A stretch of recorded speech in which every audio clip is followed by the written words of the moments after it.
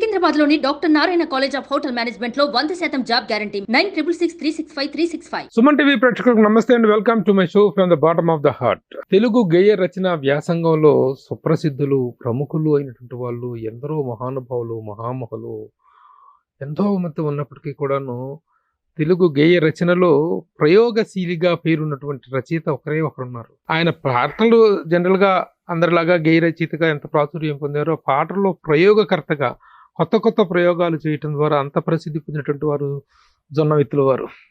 జొన్నవిత్తుల రామలింగేశ్వర ఏమి రచన, ఏమి శైలి, ఏమి పదగుంబన ప్రతిభ. అసలు వారిని ఎవరెవరు మామూలుగా ఇంటర్వ్యూలు చేస్తుంటారు చాలా మందిని, కానీ ఈ రోజున వారిని నేను ఎంతోమందిని ఇంటర్వ్యూ చేస్తున్నా, కానీ ఈ రోజున వారిని ఇంటర్వ్యూ చేయటం, వారి సమక్షంలో నేను మాట్లాడటాన్ని ఒక గౌరవంగా భావిస్తూ వారికి స్వాగతం. నమస్కారం.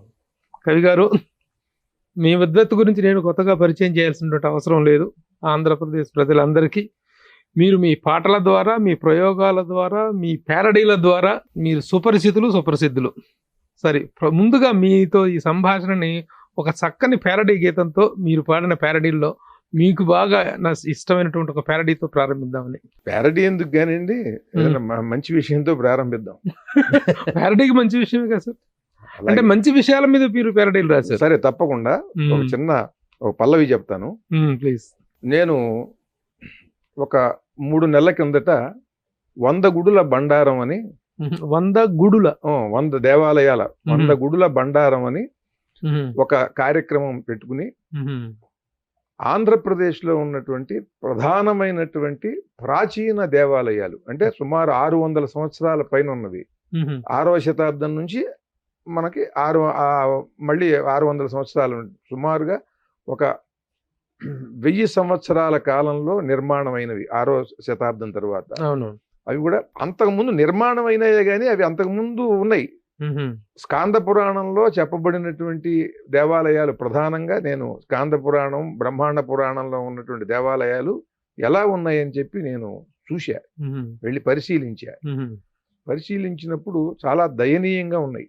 అంటే దేవాలయ గోపురాలన్నీ చిలుంబట్టిపోయి, విగ్రహాలు మన ఈ ఉత్సవ విగ్రహాల్లో ఒక విగ్రహం ఉంటే ఒక విగ్రహం పోయి, ఇది 1400 ఏళ్ల కిందటి ఉత్సవ విగ్రహాలు, 600 ఏళ్ల కిందటి ఉత్సవ విగ్రహాలు, చాలా ఖరీదైనవి అవి. అమ్మవారు ఉంటే అయ్యవారు ఉండరు, అట్లా ఉత్సవ విగ్రహాలు మాయమయ్యి, రథాలు, చెక్క విగ్రహాలు అవన్నీ కూడా చెదలు పట్టిపోయి, దేవాలయం గోడలు సౌడు పట్టిపోయి, చిన్నపాటి జల్లుకి కూడా గుడి పగుళ్లలోంచి గోడల్లోంచి అలా నీరు వచ్చేసి గర్భగుడిలో మడుగు గట్టిపోవటం, ఇటువంటి దయనీయమైనటువంటి దృశ్యాలు. ఇది ఒక 100 దేవాలయాల్లో కనీసం ఒక 70 దేవాలయాలకి ఈ పరిస్థితి ఉంది. ఇటువంటివి చూసా చాలా. దాంట్లో అర్చకుడికి జీతం ఎంత అంటే 1800 అంటాడు. దానికి సుమారుగా 2000 ఎకరాలు ఉండేది అది. ఇప్పుడు ఎన్ని ఎకరాలు ఉన్నాయంటే 0, ఏం లేవు. అర్చకుడికి 1800 జీతం అంటే రోజుకి 60 రూపాయలు. అంటే అర్చకుడికి వచ్చే జీతం కన్నా గుడి ముందు యాచకుడికి ఎక్కువ వస్తుందండి. ఇటువంటి దయనీయమైనటువంటి స్థితి చూసి నేను వాటి మీద నేను ఎప్పుడో 7-8 ఏళ్ల కిందటే రాశాను. అది మీకు గుర్తు చేస్తూ చాలా గొప్ప విషయం. అహో దేవదేవా కన్నెర్ర జేయలేవా, గుడికి గల మాన్యాలు కబ్జాలు అవుతుంటే కాపాడుకోవా, ఈ ఆంధ్రాలయాలలో అనాథవై ఉన్నావయా, దేవునికే దయ్యమై పట్టినారు మనవాళ్ళు, గుడులకే శనిలాగా మారినారు, దేవునికే దయ్యమై పట్టినారు, భక్తులంతా ఎంత మొత్తుకున్నా గుడి చేటు పనులన్నీ గుట్టుగా చేయుచు, దేవునికే దయ్యమై పట్టినారు. సూపర్. మంచి మనుషులు సినిమాలో సాంగ్కి అద్భుతమైన ప్యారడీ, చాలా గొప్పగా ఉంటుంది. అంటే ఇది కేవలం అదేదో దీని వెనక ఎంత ఆవేదన, ఎంత బాధ, ఆర్తి ఉంది. మన దేవాలయాల దౌర్భాగ్య స్థితి ఎంతకు దిగజారిపోయింది అనేటువంటి బాధ. ఆ అక్షరాల్లో ఉన్నటువంటి ఆ చాతుర్యాన్ని, ఆ చతురతను చూసి మనం సంతోషపడదాం అనే ఆ భావం ఎంత ఇదిగా బాధ కలిగిస్తుంది అనేటువంటిది. ఇదే కాకుండానండి అసలు మామూలుగా మన సంస్కృతి సంప్రదాయాల విషయంలో కానీ, మన దేవాలయాల పునరుద్ధరణ విషయంలో కానీ, మన వైదిక ధర్మాల విషయంలో కానీ జరుగుతున్నటువంటి అపచారాల మీద, అన్యాయాల మీద, దాడుల మీద మీరు ఎలాంటి ఈ స్పందన తెలియజేస్తారు? ఫస్ట్ మీ ఆవేదన ఎలా తెలియజేస్తారు? నేను వాటికి సంబంధించి పిఠాపురంలో 21 విగ్రహాలు పగలగొట్టారు, మీకు తెలుసు కదా. అప్పుడు నేనే దాన్ని పూనుకుని పరిపూర్ణానంద స్వామి వారికి ఫోన్ చేసి, తర్వాత బీజేపీ నాయకులకి, స్థానికంగా ఉండే నాయకులకి వాళ్ళకి ఫోన్ చేసి మాట్లాడి వాళ్ళందరినీ కలుపుకుని పిఠాపురం వెళ్ళి అక్కడ వాళ్ళు సభలు పెట్టేలా చేసి, ఆ సభల్లో నేను పాల్గొని మన త్రిభాషా సహస్రావధాని వద్దిపర్తి పద్మాకరు, కోట లక్ష్మీ నరసింహం యుగళ సహస్రావధాని, అచ్చ తెలుగు అవధాని పాలపర్తి శ్యామలానంద ప్రసాద్, ఇటు పండితుల్ని కూడా తీసుకుని వెళ్ళి అక్కడ మా నిరసన తెలియజేసి ఆ పిఠాపురం విగ్రహాలన్నీ పగలగొట్టినప్పుడు అక్కడ పూనుకుని చేశాం. ఈ సాయిపురం చెరువులో చేపలు పెంచినప్పుడు కూడా నేను అక్కడ ఆ స్వామి దగ్గరే ప్రతిజ్ఞ చేసి, నా ప్రయత్నం నేను చేస్తాను ఇవి వెనక్కి వచ్చేటట్లుగా అని. నువ్వు గోళ్లు గిల్లుకుంటూ నరసింహస్వామి కదా, గోళ్లు కొరుక్కుంటూ గర్భగుడిలో కూర్చోకు, ఈ దుర్మార్గుల్ని దుష్టుల్ని చీల్చి చెండాడు అని నేను ఒక వ్యంగ్యంగా ఒక శతకం రాశా. దాంట్లో ఈ వీళ్ళు చేసినటువంటి అన్యాయాలు, ప్రభుత్వాలు చేసినటువంటి అన్యాయాలు, అకృత్యాలన్నీ కూడా దాంట్లో నేను వ్యంగ్యంగా నిందాస్తుతులతో రాశా. ఆ తర్వాత ఆ శతకంలో మన రాశి భగవంతుడిని ఏం కోరుకున్నామో లక్ష్మీనరసింహస్వామిని, ఆయన అలాగే ఆ మహిమ చూపించాడు. మళ్ళీ దాన్ని తన గుడికి వచ్చేలాగా చేసుకున్నాడు. అది ఏమండి. కానీ ప్రభుత్వాలు వాటి మీద సరైనటువంటి నిర్ణయాలు తీసుకుని స్థానికంగా ఉండేటువంటి భక్తులు, విద్యావంతులు, మేధావులు వాళ్ళని అక్కడ ఎక్కడికక్కడ పాలక మండలిలో భాగస్వాముల్ని చేసి, ఏ గుడికి ఆ గుడికి, ఏ ఊరికి ఆ ఊరిలో ఇది నా గుడి అనే భావం అందరికీ కలిగేలా చేసి అన్ని కులాల వాళ్ళని చేయాలి. ఒక కులం వాడు ఒకడే ఉండాలి దాంట్లో సభ్యుడు. ఎందుకంటే చాలా కులాలు ఉన్నాయి, మనం 100 కులాల వాళ్ళని చేయలేము. ఓ 25 మంది, ఓ 20 మంది ఉంటే కనీసం 20 కులాల వాళ్ళని అక్కడ సభ్యులుగా చేసి ఆ గుడి యొక్క గొప్పదనాన్ని నిలబెట్టాలి. వాటికి ఉన్న మాన్యాలు ఈ ప్రభుత్వం ఏదన్నా ఇస్తుందే, ఒక గుడి కట్టించి గుడికి ఇదిగో ఈ 50 ఎకరాలు ఇస్తున్నాం, ఈ 50 ఎకరాల మీద వచ్చేటువంటి ధాన్యంతో అక్కడ ప్రసాదం అది పెట్టాలి వచ్చిన భక్తులకని ఏ ప్రభుత్వం అన్నా చేసిందే? స్వతంత్రం వచ్చిన తర్వాత ఏ ప్రభుత్వం అన్నా చేసిందే? ఒక్క ప్రభుత్వం. పూర్వం ఏదో మీ తాతలు మా తాతలు లేకపోతే ఊళ్ళల్లో ఉన్నటువంటి వాళ్ళందరూ కూడా దాతలు ముందుకొచ్చి వాళ్ళకున్న 2 ఎకరాల పొలం ఉంటే ఆ 2 ఎకరాల పొలమే నా తదనంతరం ఆ దేవాలయానికి ఇచ్చేస్తున్నాను రాసిన వాళ్ళు ముసలమ్మలు, ముసలయ్యలు ఎంతమంది ఉన్నారు?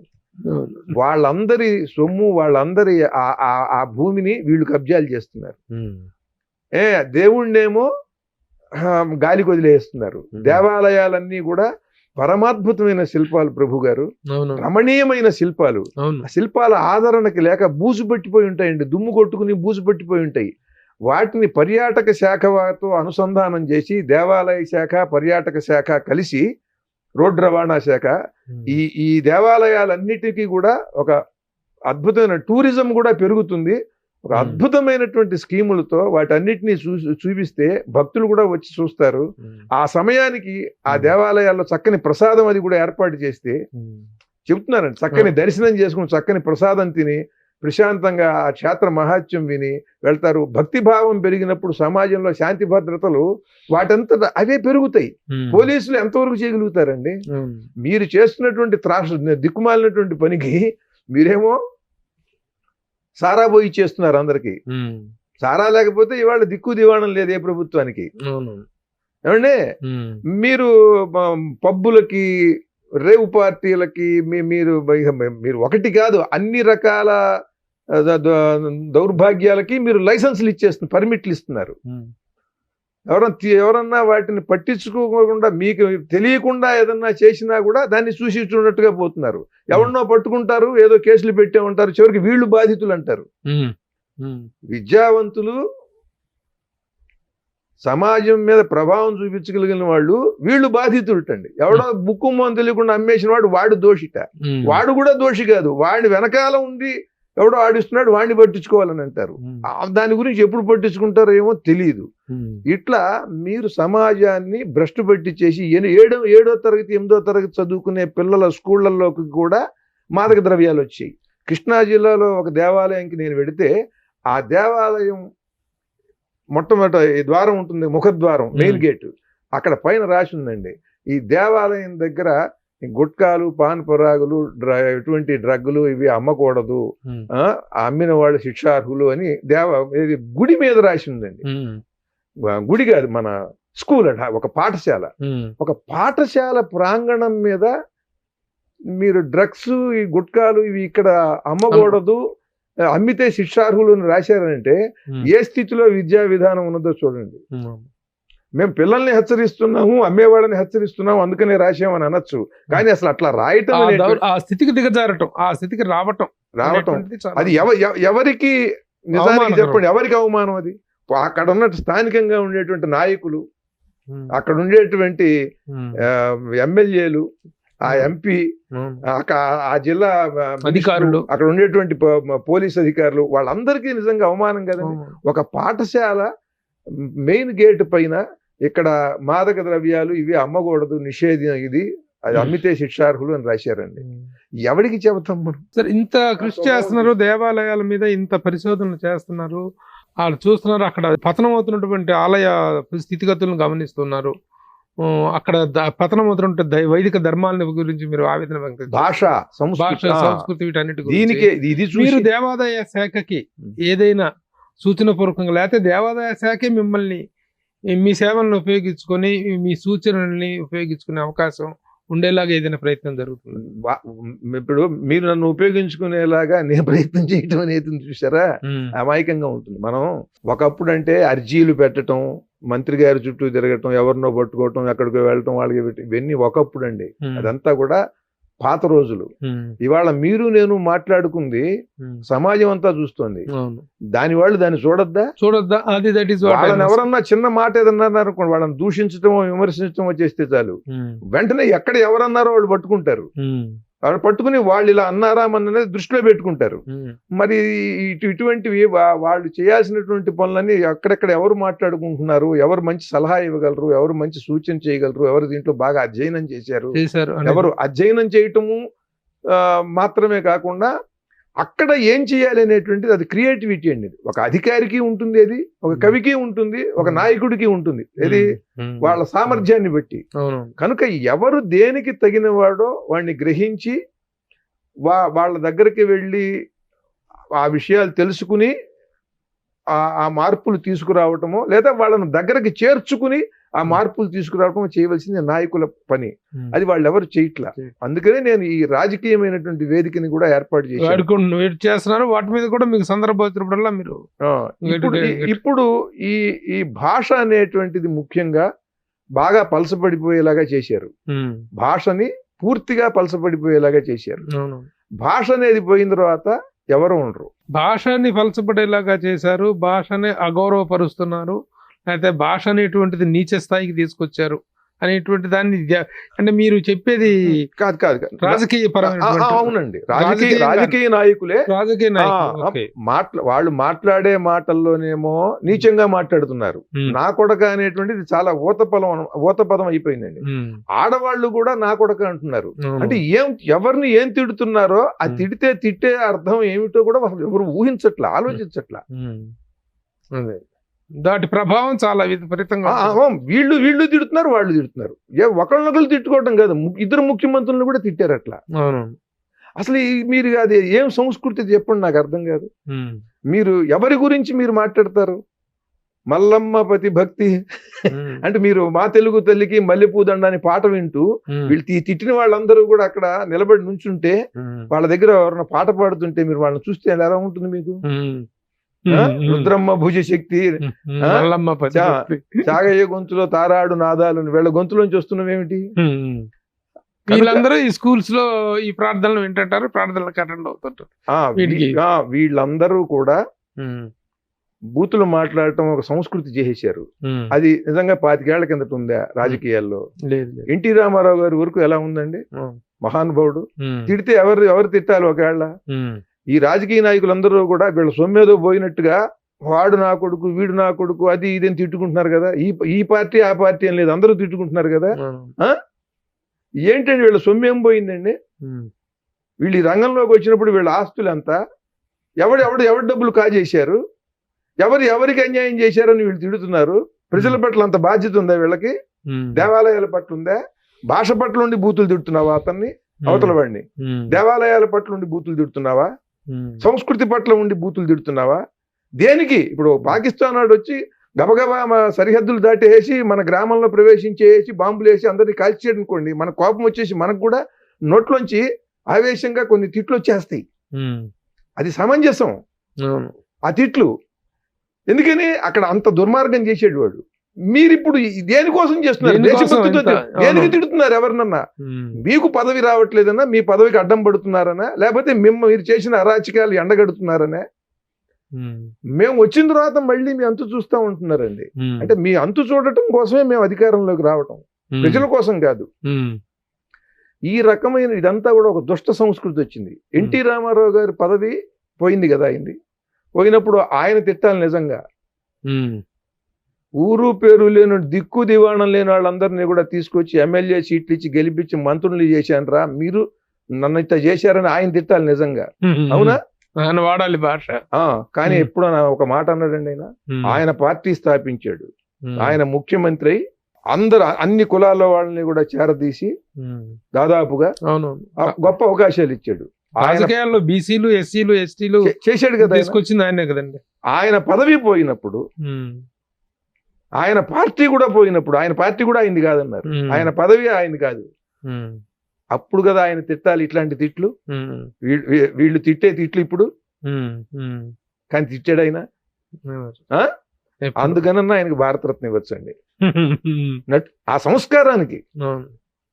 ఎందుకంటే దేవతామూర్తుల పాత్రలు వేశాడు, పరమాద్భుతంగా భాషని పోషించాడు, భాషకి ప్రచారంగా నిలబడ్డాడు, ప్రచార ప్రతినిధి అయి ఉన్నాడు అక్కడ. ఆయన పార్టీ ఆయనది కాదని అన్నా కూడా, ఆయన పదవి ఆయనది కాదు, మేమీది కాదు అని అన్నా కూడా మాట మీరలేదు. ఒక్క మాట అన్నాడండి ఆయన. ఎందుకు వీళ్ళు బూతులు తిడతారు? ఏది సంస్కృతి? తెలుగునేమో అధ్వానం చేసి పారేశారు, తెలుగు లేకుండా చేశారు. 25 ఏళ్ళుగా నెమ్మదిగా చేశారు. దాదాపు 30 ఏళ్ళుగా పైనుంచి చేస్తూ వచ్చారు. గత ప్రభుత్వం పరాకాష్ఠకి వెళ్ళిపోయింది. పరాకాష్ఠ అనమాట. గత ప్రభుత్వం మీన్స్ వైఎస్ఆర్సీపీ. మరి అంతే కదా, అది వాళ్ళు బాగా పరాకాష్ఠకి వెళ్ళిపోయారు. మీరు ఒక రాకెట్ కేంద్రంలోకి వెళ్ళి, మీకు అధికారం ఉంది కదా, మీరు అడతారు రాకెట్ ఏ డైరెక్షన్ లో ప్రయోగించాలో చెప్పగలరా? వాళ్ళు చెప్తారా? చెప్పలేము. దాని నిపుణుడే దానికి ఉంటాడు, శాస్త్రవేత్త.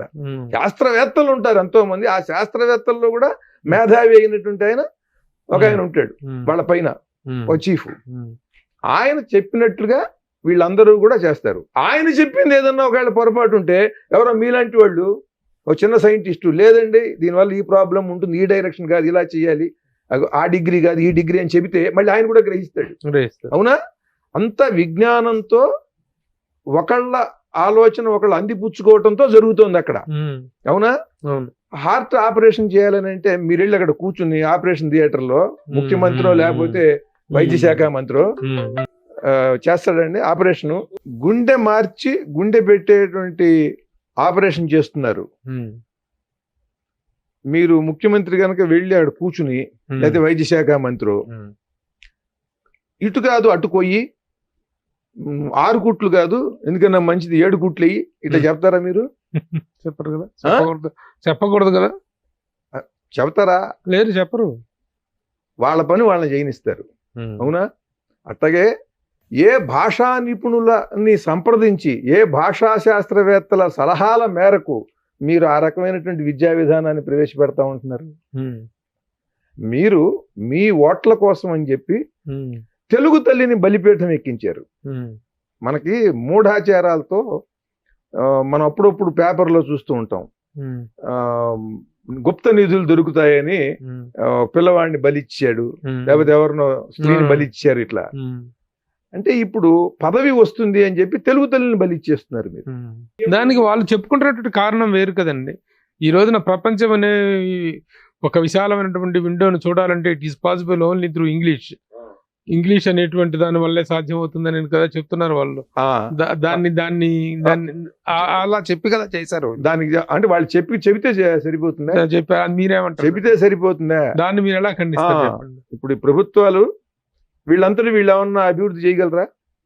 వేరే దేశం వాళ్ళ సహాయం తీసుకోకుండా ఎవరన్నా అభివృద్ధి చేస్తున్నారా? వీళ్ళు జపాన్ ఎడుతున్నారు, సింగపూర్ ఎడుతున్నారు, తైవాను, జర్మనీ, చైనా ఈ దేశాలు సందర్శిస్తున్నారు కదా. అక్కడి నుంచి సాంకేతిక నిపుణుల్ని, టెక్నోక్రాట్స్ని తీసుకుని వస్తున్నారు, చేస్తున్నారు.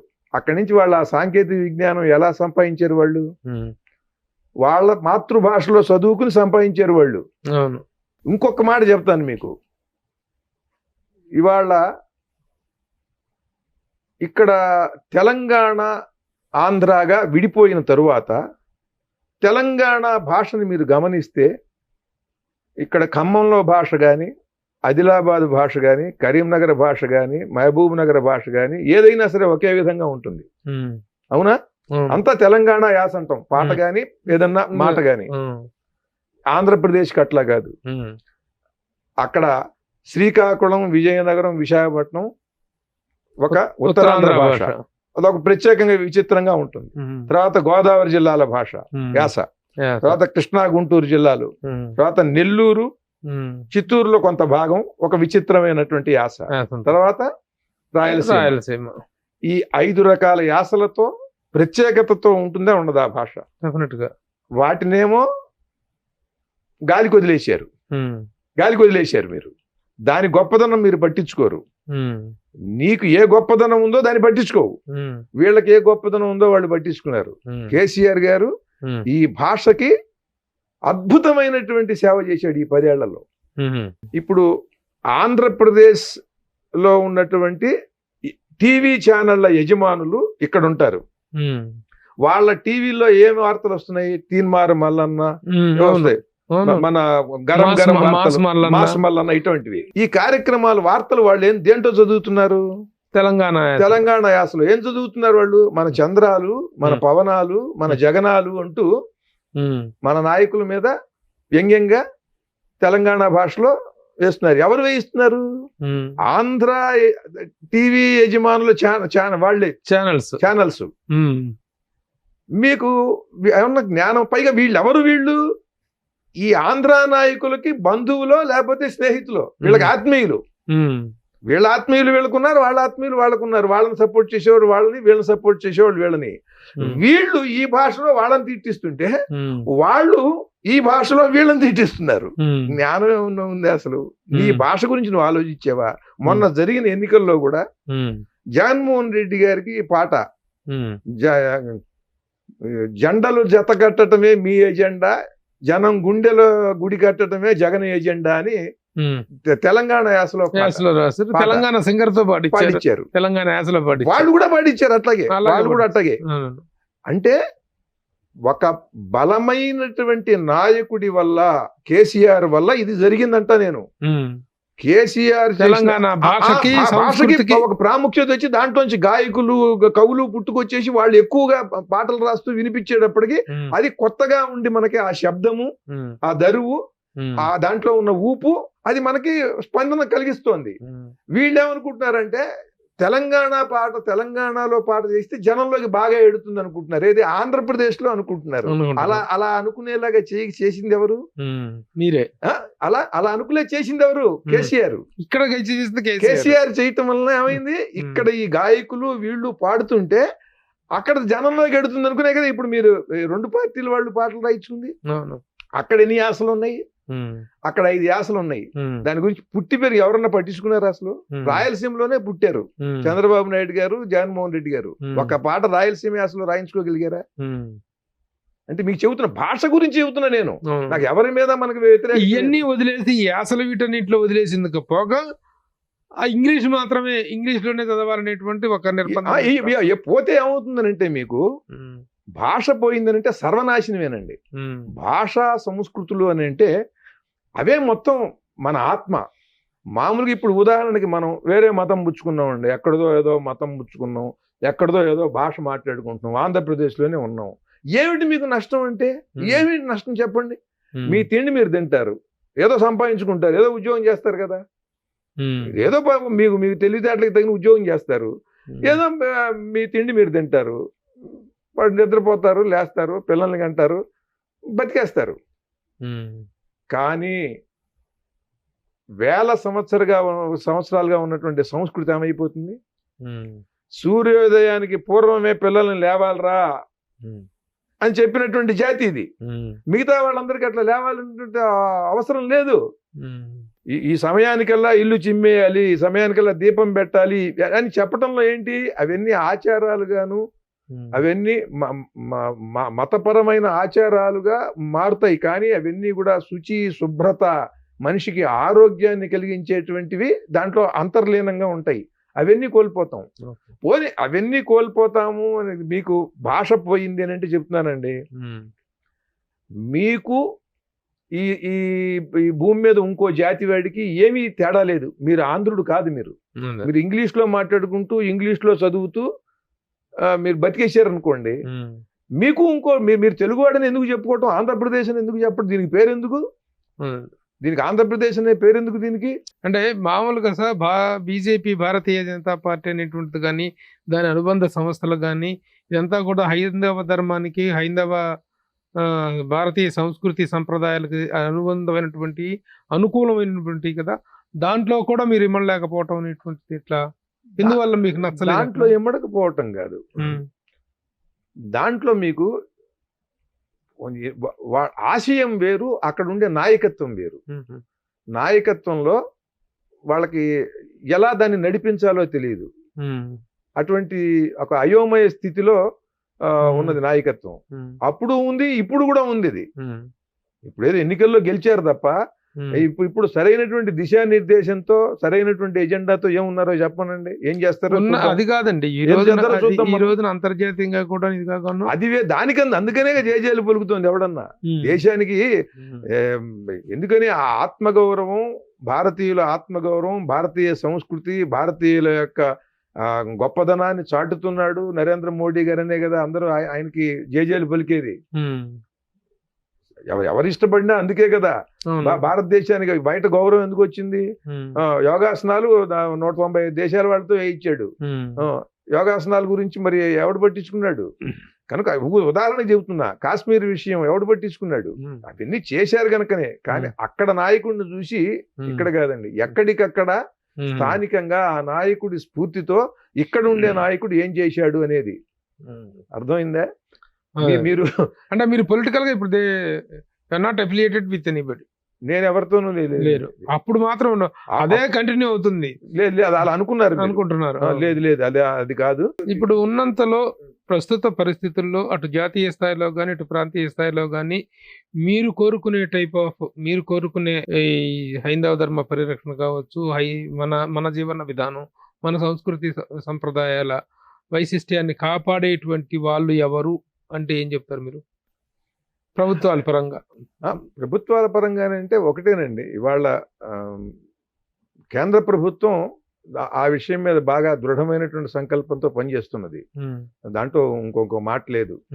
ఆ దిశగా అన్ని ప్రభుత్వాలు కూడా మన పరిపాలన, మన పార్టీ, దీని పటిష్టత మాత్రమే కాకుండా దేశ పటిష్టత, దేశ సమగ్రత, దాని మీద కూడా దృష్టి పెట్టుకోవాలి. దాని మీద దృష్టి పెట్టకపోతే ముఖ్యంగా ఈ బోర్డర్ స్టేట్స్ అన్ని ఉంటాయి చూసారా, వీటన్నిటి వల్ల కూడా చాలా ప్రమాదం. ప్రాంతీయ పార్టీల వల్ల, బోర్డర్ గా ఉండేటువంటి ప్రాంతీయ పార్టీల్లో ఆ పక్క దేశం వాళ్ళు ఫండింగ్ చేసేసి వీళ్లలో కొంతమందిని గెలిపించి వీళ్ళకి చేసి వాళ్ళకు అనుకూలంగా ఇక్కడ విధానాలన్నింటినీ కూడా చట్టాలు చేయించుకుని లేకపోతే వాళ్ళు వచ్చి ఇక్కడ ఏదైనా వెధవ పనులు చేసినా కూడా, అట్రాసిటీ చేయించినా కూడా వీళ్ళు ఏమీ చేయకుండా ఉండేలాగా చేసుకోగలిగిన పరిస్థితి వస్తుంది. అవన్నీ మీకు ఒక వెస్ట్ బెంగాల్ చూస్తేనే మీకు తెలిసిపోతుంది. బోర్డర్ స్టేట్ అది. బోర్డర్ స్టేట్ ఇవాళ చాలా దారుణంగా దయనీయంగా తయారైంది. అట్లాగే మీకు కాశ్మీర్ కూడా బోర్డర్ స్టేట్, మీకు అస్సాము, మేఘాలయ అవన్నీ కూడా అక్కడ నుంచి ఏంటంటే సరైనటువంటి సంస్కృతి, నా భారతదేశం, నా భాషలు ఇవి నేను కాకుండా మేము ఇంగ్లీష్ లోనే వాడు కొన్ని ఏళ్లుగా ఇంగ్లీష్ లో చదివిచ్చారు. అక్కడ కొన్ని అవి అసలు భారతీయతకి బాగా దూరం అయిపోయేలాగా చేశారు దాదాపుగా ఎక్కువ శాతం. ఇప్పుడు వాళ్ళకి మీరు భారతదేశం గొప్పదని చెప్పినా కూడా వాళ్ళకి తెలియదు.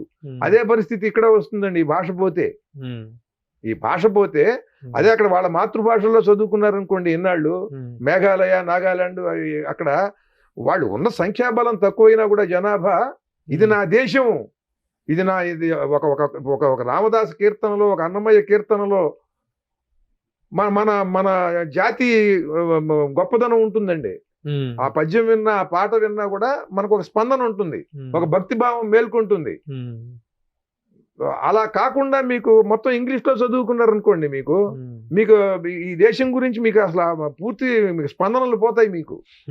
కనుక సంస్కృతి అనేటువంటిది మీ ఆత్మగుణాన్ని మీకు బాగా దాన్ని, అంటే మీ లోపల ఉండేటువంటి అంతరాంతరాల్లో ఉండేటువంటి స్పందనని అది నిరంతరం కూడా నిలుపుతుంది. ఈ స్పందన ఎక్కడ దీని మూలం ఉంటుందని అంటే మీ తాతల దగ్గర నుంచి ఉంటుంది అది. అలాగే యాత్రకి పోతే పాత్రను కొనాలన్నారు. యాత్రకి వెళ్ళారనుకోండి, కాశీ వెళ్ళారు, ఓ పాత్ర కొనుక్కురావాలి. అక్కడ ఏదో చిన్న మర చెంబో లేకపోతే చెంచా ఏదో తీసుకొచ్చినప్పుడు మీకు అది బాగుంటుంది. అక్కడి నుంచి చూసి ఈ ఊళ్ళో ఇక్కడ ఈ పనులు చేసే ఉంటాడు కదా కంసాలి, చూసి ఇది బాగుందే అని చెప్పి ఇట్లాంటిది ఇంకోటి చేస్తాడు. ఇక్కడ అంటే టెక్నాలజీ ఎక్స్చేంజ్ అవుతుంది. మీకు ఒక్కటే చెప్తాను, మీ పిల్లలు ఏం చేయాలండి, మీ పిల్లలు ఇంగ్లీష్ చదువుకుని అమెరికా వెళ్ళిపోవాలి. అమెరికాలోని ఉద్యోగాలు చేసుకుని పెళ్లి చేసుకుని అక్కడే ఉండాలి మీ పిల్లలు. మీ అమ్మా నాన్న ఇక్కడ అఘోరిస్తూ ఏడుస్తూ ఉండాలి. మా పిల్లలు అమెరికాలో చదువుకుని ఇక్కడికి వచ్చి రాజకీయాల్లో ప్రవేశించాలి. మీ నెత్తినెక్కాలి మా పిల్లలు అమెరికాలో చదువుకుని. మా పిల్లలు అమెరికాలో స్థిరపడరండి. రాజకీయ నాయకుల పిల్లల్ని అమెరికాలో స్థిరపడమని చెప్పండి. వాళ్ళు ఏ ఉగాండాలోనో సోమాలియాలో ఉన్నారనుకోండి, పేడదలిపోతుంది కదా దేశానికి.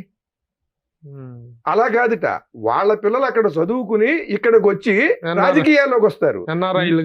మీ పిల్లలు ఇంగ్లీష్ నేర్చుకుని అమెరికా వెళ్ళిపోతే అది మీకు వాళ్ళకి దేశానికి దూరం అయిపోయి, సంస్కృతికి దూరం అయిపోయి, తల్లి తండ్రికి దూరం అయిపోతే వాళ్ళకి చేసే మేలుట అది. ఆ మేలుని మీరు గ్రహిస్తారు. దాన్ని నమ్ముతామా మేము? నా జాతిలో ఉండేటువంటి తెలివైన పిల్లలు ఇంగ్లీష్ నేర్చుకుని వేరే దేశంలోకి వెళ్ళిపోయి అక్కడ స్థిరపడిపోవాలి. అమ్మా నాన్నలకి బెంగతో వీళ్ళు దూరంగా ఉండాలి. మీ పిల్లలు మాత్రం ఇక్కడికి వచ్చేసి రాజకీయాల్లో ప్రవేశించేసి మంత్రి పదవులు మీ పిల్లలకి ఇస్తారు స్కాలర్షిప్, వాళ్ళ పిల్లలకి ఇస్తారు లీడర్షిప్. నీ కొడుక్కి ఇస్తారు స్కాలర్షిప్, వాళ్ళ కొడుక్కి ఇస్తారు లీడర్షిప్. నీ కొడుకు ఫీజు రియంబర్స్మెంట్, వాళ్ళ కొడుకు మెంబర్ ఆఫ్ పార్లమెంటు. జాబు లేక నీ పిల్లలు పేవ్మెంటు, వాళ్ళ పిల్లలంతా కలిసి గవర్నమెంటు. నీ కొడుక్కి షెడ్యూలో వర్క్మెన్షిప్, వాళ్ళ కొడుకు అదానితో పార్ట్నర్షిప్.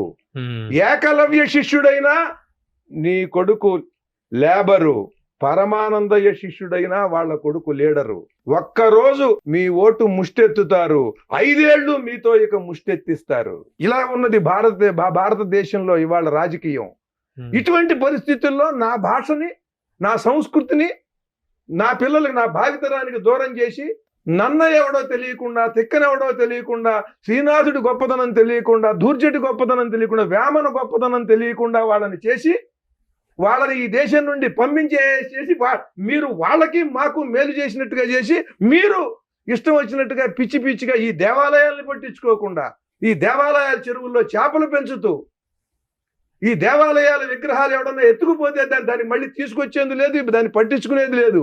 ఈ దేవాలయాలకు ఉన్నటువంటి భూముల్లో వచ్చేటువంటి డబ్బంతా కూడా మీరు దిగమింగుతూ, ఈ దేవాలయాలకు ఉన్నటువంటి ఆస్తులన్నీ మీరు కబ్జా చేస్తూ, ఈ దేవాలయాల ఆస్తులు కబ్జా చేసుకుని కోట్లు పలికే వాటిని 10 కోట్లు 5 కోట్లు 20 కోట్లు వచ్చినటువంటి వాటిని 4 ఎకరాలు అమ్మేసి ఎన్నికల్లో మీరు కుమ్మరించేసి మళ్ళీ ఓట్లు కొనుక్కుని పౌరులందరినీ లంచగొండుల్ని చేస్తూ దుర్మార్గంగా మీరు పరిపాలిస్తూ చాలా గొప్పగా చాలా తెలివిగా 4 ఛానల్స్తో 4 తెలివిగల జర్నలిస్టులతో మీరు గొప్పవాళ్ళు మహానుభావులు అని చెప్పి రాయి చేసుకుని ఊదరగొట్టి చేసుకుంటే నమ్మటానికి మేమన్నా పిచ్చివాళ్ళమా? కాదు. మేము దీని సంగతి ఏమిటో చూస్తాం, దీని సంగతి ఏంటో చెబుతాం, ఈ భాషా సంస్కృతుల కోసం నిలబడ్డాం, దీని గురించి మాట్లాడతాం అని చెప్పడం కోసమే ఒక రాజకీయ వేదికగా ఈ పార్టీ పెట్టి దీనికోసం ముందుకెళ్ళాలని చూస్తాను. నన్ను పిచ్చోడు అనుకోనండి, దుర్మార్గులు నన్ను పిచ్చోడు అనుకుంటే నాకేం బాధ అండి.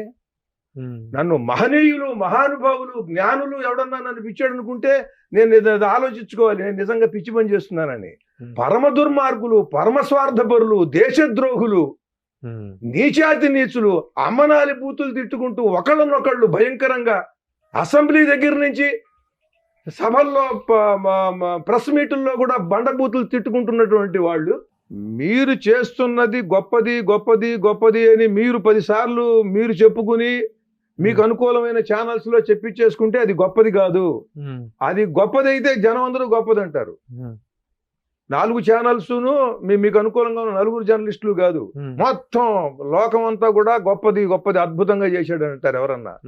అలా చేయాలని కోరుకుంటున్నా ఎవరైనా. సార్, భాష గురించి సంస్కృతి గురించి ఇప్పటిదాకా, ఎందుకంటే మీరు జై తెలుగు పార్టీ పెట్టినట్టు కానీ లేకపోతే దాని మీద కార్యక్రమాలు చేయటం, మీరు చేస్తున్న పోరాటం అంత ఒక అభినందనీయమైనటువంటి అదొక సపరేట్ అంశం.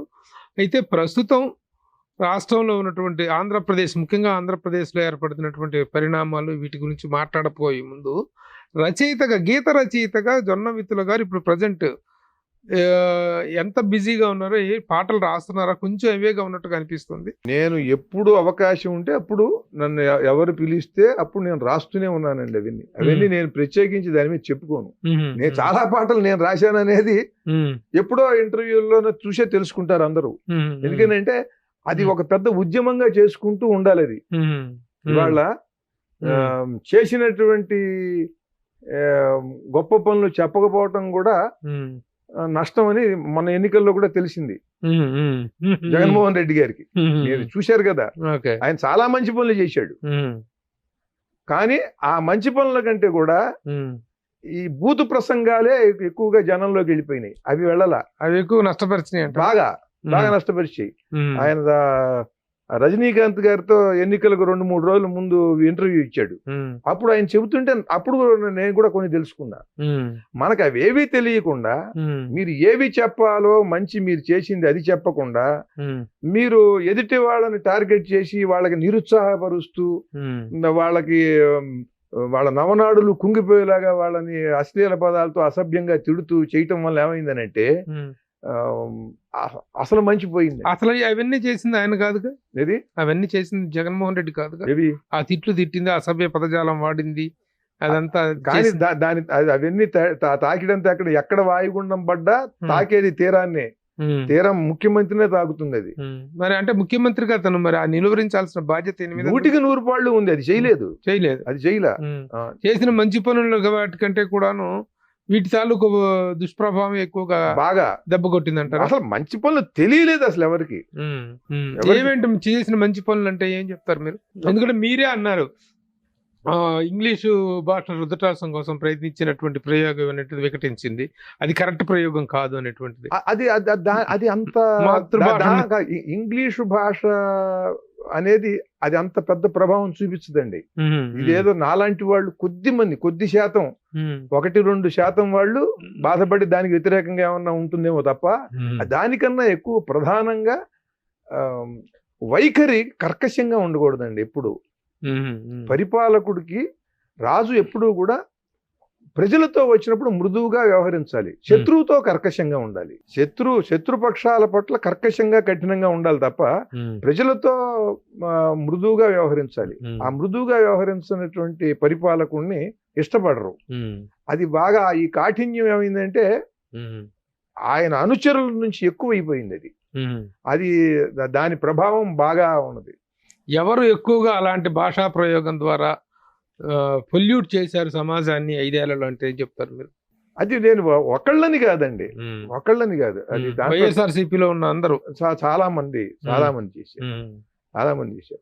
అది కేవలం ఈ ఒక్క అంశం వల్లనే కాదు, దాని ప్రభావం ఎలా ఉంటుందంటే అనేక అంశాల మీద అనేక విధాలుగా ఉంటుంది. అది ఒక్కటిగా చెప్పేందుకు కుదరదండి అది ఎవరికైనా. ఇప్పుడు ఈ ఏర్పడిన ప్రభుత్వం కూడా అంతే. అలా చేస్తే ఎందుకనంటే ఇది సమాజం చాలా విస్తృతమైంది.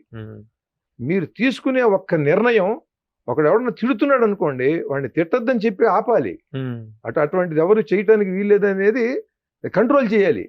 అలా కంట్రోల్ చేయకుండా వదిలేస్తే ఆ వ్యక్తి కింద ఉన్నవాడు వీళ్ళని చేయటం, తిడుతుంటే అధినాయకుడు ఆనందిస్తున్నాడు అనుకోండి, ఆనందింపజేయడం కోసం తిట్టడం మొదలెడతారు. ఇక అంటే జరిగింది అదే కదా, ఏదో గొప్ప పని చేసి అద్భుతమైనటువంటి సంక్షేమం సంబంధించింది ఏదో చేసి, లేదా గొప్ప ఆలోచన చేసి ప్రజలందరికీ ఉపయోగపడే గొప్ప ఆలోచన, దాని ద్వారా నాయకుడిని మనం ప్రసన్నుడిని చేసుకోవాలి, ఆయన గుడ్ లుక్స్ లో ఉండాలి అనేది కాకుండా కేవలం తిడితే చాలు కదా, అవతల వాడిని ఎంత అసహ్యంగా తిడితే మా నాయకుడు అంత ఆనందిస్తాడనే స్థితి ఏ పరిపాలకుడు కూడా దాన్ని ప్రోత్సహించకూడదు. ఇప్పుడు కూడా మనం చూస్తున్నాం, ఇది కూడా ఉండకూడదు. సరే, ఇప్పుడు ఒక సినిమా వ్యక్తిగా సినిమా ఇండస్ట్రీలో ఉన్నటువంటి కీలకమైనటువంటి వ్యక్తి పవన్ కళ్యాణ్, తను ఈ రోజున ఉప ముఖ్యమంత్రిగా ఒక కీలకమైనటువంటి బాధ్యతలు, అలాగే చాలా కీలకమైనటువంటి శాఖలను తీసుకోవటం జరిగింది. అసలు కూటమి ఏర్పాటుకి, కూటమి విజయానికి కూడా తనే కేంద్ర బిందువు కావటం జరిగింది. దీన్ని మీరు ఎలా చూస్తారు? చాలా గొప్ప విశేషమైనటువంటి ఆయన తీసుకున్నట్టు వేసిన మంచి ముందడుగు, ఆ అడుగుకి తగినట్టుగా అదృష్టం కూడా కలిసి వచ్చింది. రెండు ఉన్నాయి, 50% ఈ అదృష్టం కలిసి వచ్చినటువంటి 50% ఇంకా ఆయన క్రియాశీలతతో పార్టీని పటిష్టత చేయటంతో ఆయన నిలబడాలి. ఇప్పుడు వచ్చిన దాంట్లో ఒక 50% ఆయన ముందుకు రావటము, ఒక అడుగు వేయటము, తర్వాత 50% అదృష్టం కూడా కలిసి వచ్చింది. ఈ అదృష్టం ఎక్కడ కలిసి వచ్చిందండి? అదృష్టం ఇప్పుడే కలిసి ఎందుకు వచ్చింది? అదృష్టం 10 ఏళ్ళైంది పార్టీ పెట్టి, ఎన్ని మాటలు పడ్డాడు, నేను చెప్పేది అదే. అదృష్టం కేవలం అదృష్టం మాత్రమే అనుకోవటం లేదు. అదృష్టం కలిసి రావటం అంటే వైఎస్ఆర్ పార్టీ అనేక రకాలుగా ప్రజల్లో వ్యతిరేకతని పొందటం ఉంది చూసారా, అది అదృష్టమే. ఈ అదృష్ట సమయంలో ఆయన అంతకు ముందు కలవనటువంటి తెలుగుదేశంతో కలవటం, అంతకు ముందు గొడవలు పడినటువంటి తెలుగుదేశాన్ని బీజేపీని తను మధ్యవర్తిగా ఉండి కలపటం, వాళ్ళు మాట వినటం, అది అదృష్టం అండి. చిన్న విషయం కాదు అది. అది కలపాల్సిన అదృష్టం కాకపోతే 14.5 సంవత్సరాలు మీరు అదృష్టం ఎందుకన్నారని చెబుతున్నా. 14.5 సంవత్సరాలు ముఖ్యమంత్రిగా చేసిన చంద్రబాబు నాయుడు గారు, నరేంద్ర మోడీ గారు, వాళ్ళిద్దరికి లేని సఖ్యత, వాళ్ళిద్దరికి లేని స్నేహమా? ఈయనెవరు కలపటానికి? ఈయన నిన్నగాక మొన్న వచ్చినటువంటి వాడు ఈయన రాజకీయ రంగంలోకి, అవునా? ఈయనకున్న ఓట్ల శాతం ఎంత చెప్పండి? 7% మొన్నటి వరకు. ఈ సందర్భంలో ఈయన మధ్యన విపరీతమైన దూరం పెరిగిపోయింది. వాళ్ళిద్దరు కలవాలనుకుంటే ఎంతసేపు అండి? కలిసే మనుషులు లేరా, కలిపే మనుషులు లేరా? వీళ్ళ పార్టీ వాళ్ళే దాంట్లోకి వెళ్ళింది.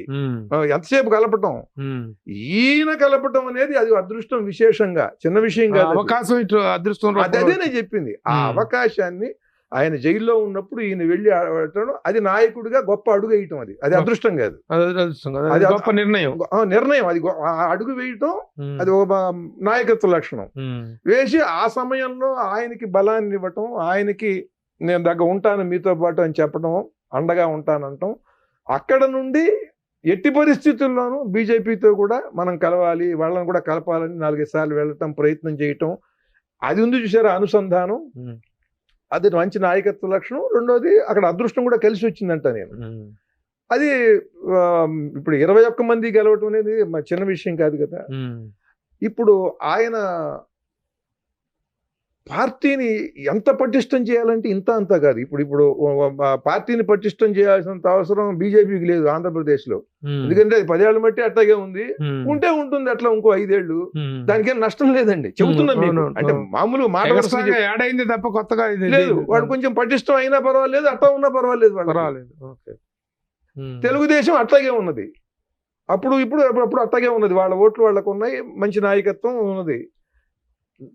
పార్టీ పటిష్టంగా ఉండాల్సిన అవసరం ఎవరికి ఉంది? జనసేనకి. నేను చెప్పేదే ఉంది ఇది. కనుక ఆ పటిష్టంగా ఉండటం, తనదైనటువంటి ఆశయం జనానికి చెప్పటం, తనదైన ఆశయం కొత్తగా ఉండాలి. ఆశయం ఈ కూటమిలో ముగ్గురుతో కలిపి ఆశయం కాదు, తనదైన పర్సనల్ ఎజెండా, పార్టీ ఆశయం, మేనిఫెస్టో ఏంటి, మీ పార్టీ ఆశయం ఏమిటి, అది చెప్పి స్పందింపజేసి యువతరాన్ని ఎలా మీరు స్పందింపజేస్తారు, పెద్దలను ఎలా స్పందింపజేస్తారు, రైతులను ఎలా స్పందింపజేస్తారు, కవులు, కళాకారులు, మాతృభాషాభిమానులు, విద్యావంతులు, వీళ్ళని ఎట్లా మీరు ఇచ్చేస్తారు అంటే సంస్కృతిని నిలబెట్టాలి కదా. చిన్న విషయం కాదు ఊరికి నాయకత్వం అని అంటే ఓట్లు ఇచ్చుకోవటం, ఏదో పదవిలో ఉండటం కాదు. మీ సంస్కృతిని, భాషని నిలబెడితేనే గొప్ప నాయకుడు అవుతాడు, లేకపోతే కాడు, ఎవడు కాడండి.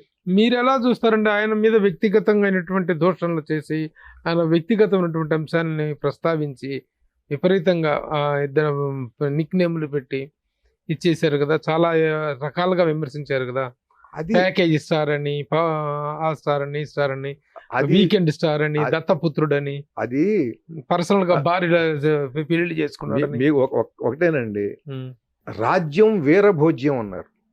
వీరత్వం ఉండాలి, వీరత్వం లేకుండా ఇట్లాంటి వీటన్నిటిలోనూ ఎదుర్కొని నిలబడలేడు ఎవడు.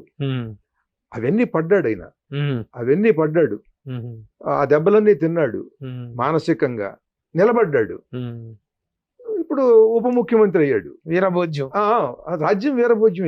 లేకపోతే ఊరికినే రాలా పవన్ కళ్యాణ్కి, ఆయనకి ఊరికినే రాలేదండి. ఇవాళ తమాషా ఏంటి, ఒక తెలుగుదేశం పార్టీ లాంటి ఒక బలమైనటువంటి పార్టీని, చంద్రబాబు నాయుడు గారు లాంటి రాజకీయ దురంధరుడిని, మోడీ గారు లాంటి ఒక ప్రపంచ స్థాయి నాయకుడిని ఇద్దరిని కలపటం అనేది, ఇద్దరి మధ్యన వైషమ్యాలు, విరోధము వచ్చేసి ఉంటే అయినా సరే ఈ సమయంలో వీళ్ళిద్దరూ కలిసి తీరాలి ఇక్కడ రాష్ట్ర పరిస్థితిని బట్టి అని చెప్పి ఒప్పించటం అనేది ఉంచారా, అది అటు వాళ్ళు వింటాం వీళ్ళు వింటాం, ఇది చిన్న విషయం కాదు.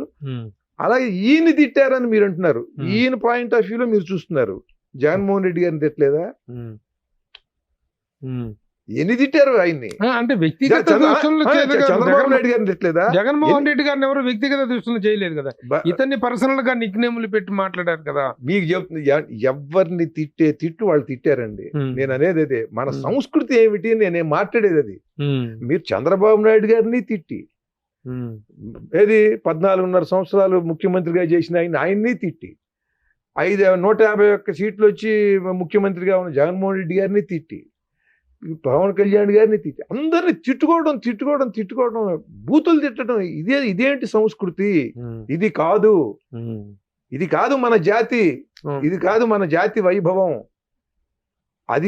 అది చెప్పటానికి నేను ప్రధానంగా, దీనివల్ల సర్వనాశనం అయిపోతుంది. పిల్లలకి ఎవరికైనా విలువలు తెలుస్తాయా? మన అభిమానించే నాయకుడిని తిట్టారు కనుక మనం కూడా తిట్టేస్తాం. ఈ స్థితి, ఇది ఒక దిక్కుమాలిన స్థితి. నిజంగా అటువంటి తిట్లు అవి ఆ వాతావరణమే లేకుండా ఉంటే దీన్ని ఒక పండగలాగా చేసుకునేవాళ్ళు, ఇంకా ఆయన ఫ్యాన్స్ గాని జనసేన వాళ్ళు గాని. ఒక నీచమైనటువంటి అసభ్య పదజాలంతో ఒకళ్ళనొకళ్ళు దూషించుకుని, ఇప్పుడు గెలిచిన తర్వాత ఒక్కసారి ఉన్నట్టుగా తలంటి పోయేసుకుని ఉగాది వచ్చేసిందని కొత్త బట్టలు కట్టుకుని పరమానందంగా ఏదో ఉత్సాహంగా పండగ చేసుకున్నట్టుగా చేసుకోలేరు ఎవరు.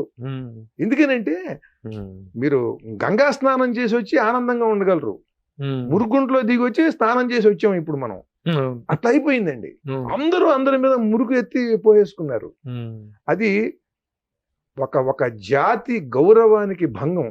ఆ జాతి గౌరవానికి భంగం కలిగించే విధంగా ఆంధ్ర రాష్ట్రం గత 2 సంవత్సరాలుగా బాగా ఉన్నదండి, బాగా తీవ్రంగా ఉన్నది. దీన్ని మహోన్నతమైనటువంటి జాతి ఇది, పరమ వైభవం కలిగినటువంటి జాతి ఇది అనేటువంటి చాటవలసిన అవసరం ఇప్పుడు వచ్చినటువంటి ప్రభుత్వానికి ఉన్నది. ఓకే.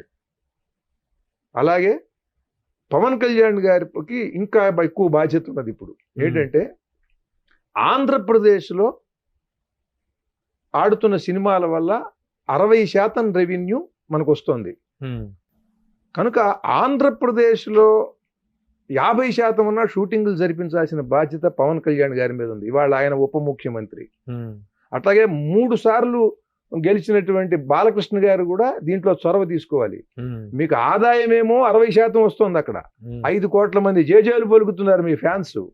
మీరేమో ఇక్కడ షూటింగ్లు చేస్తున్న అక్కడ 50% షూటింగ్ చేయాల్సిన బాధ్యత ఉందా లేదా? ఇవాళ అందులో రాజకీయంగా మీరు ఒక ఉప ముఖ్యమంత్రి, ఆయన ఒక 3వసారి ఎన్నికైన శాసనసభ్యుడు, మీరు హీరోలు.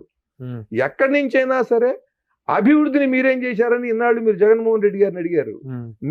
మీరున్న పరిశ్రమని అక్కడ అభివృద్ధి చేయాల్సిన అవసరం ఉందా లేదా?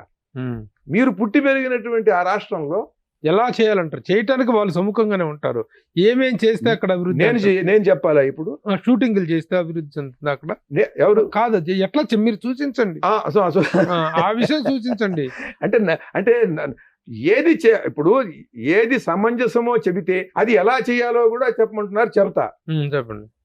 ఉదాహరణకి ఇక్కడి నుంచి మీరు మన విజయవాడ ఎడుతుంటే గరికపాడు వస్తుంది.